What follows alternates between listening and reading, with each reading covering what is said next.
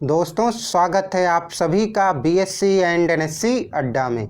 आइए पहले हम एनालिसिस कर लेते हैं अपनी प्रीवियस ट्रेड्स का और देखते हैं इसके पहले जो मैंने दो स्टॉक बताए थे उन्होंने कैसा परफॉर्म किया, और उसके बाद देखेंगे कि कल के लिए मैंने किस स्टॉक को चुना है। हमारा इसके पहले का स्टॉक था विप्रो। इसे बाय करना था 621 पर और शॉर्ट सेल करना था 609 पर। अब जैसा कि आप अपनी स्क्रीन पर देख पा रहे हैं, ये ओपन हुआ था 610 पर और वहीं से ये नीचे गिरा। तो दोस्तों, इस तरह से इस स्टॉक में आपको बाय करने का मौका नहीं मिला होगा क्योंकि यह स्टॉक 621 तक नहीं पहुंच पाया था।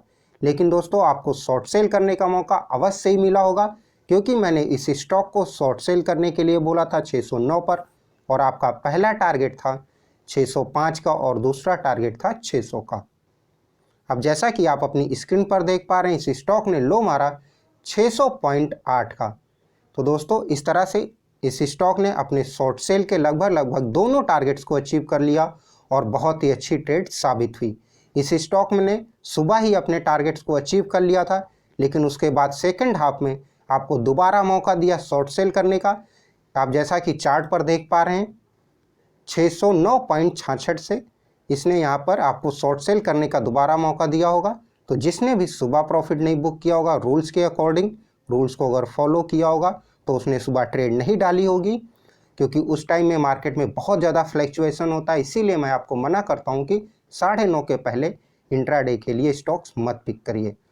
तो दोस्तों, उम्मीद करता हूँ कि विप्रो में आप सभी लोगों ने बहुत ही अच्छा प्रॉफिट बुक किया होगा शॉर्ट सेल करके। चलिए अब देख लेते हैं कि हमारा दूसरा स्टॉक कैसा रहा था। हमारा दूसरा स्टॉक था ग्रेन्युअल्स का। इसे बाय करना था 326 पर। अब जैसा कि आप अपनी स्क्रीन पर देख पा रहे हैं, यह स्टॉक भी अपने बाय वाले पॉइंट पर नहीं पहुंच पाया क्योंकि ये भी सिर्फ और सिर्फ गया था 324.60 तक।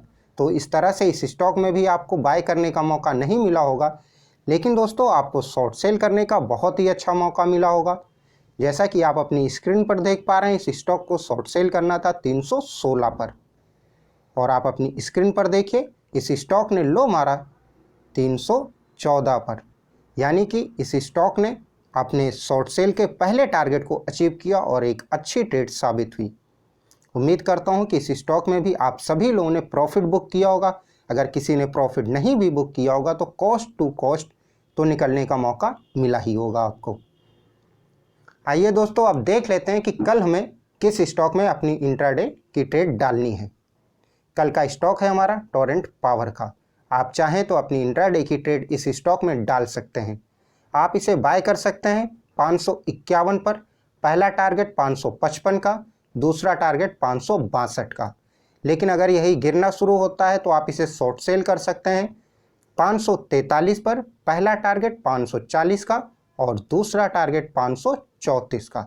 और दोस्तों, इस स्टॉक में आपका स्टॉप लॉस रहेगा 6 point, by side and short sell side दोनों साइड के लिए 6 पॉइंट स्टॉप लॉस। तो दोस्तों, रूल्स को फॉलो करिए। और जैसा कि मैं आपको हर वीडियो में बताता हूं कि अगर आप नए हैं या फिर आप लॉस नहीं चाहते हैं, रिस्क नहीं लेना चाहते हैं, तो टारगेट 1 को बुक करने की 100% कोशिश किया करिए।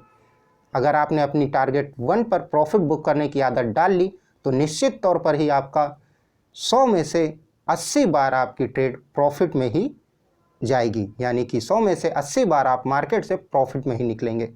कई बार ऐसा होता है कि आप टारगेट 1 के बाद बहुत ज़्यादा वेट किया करते हैं और उसके बाद टारगेट 2 नहीं अचीव होता है, तो आप उसके बाद फिर से टारगेट 1 के पे आ जाता है, तब भी आप अपना प्रॉफिट नहीं बुक करते हैं और उसके बाद आप वेट करते हैं कि दोबारा से वो टारगेट 1 पर चला जाए।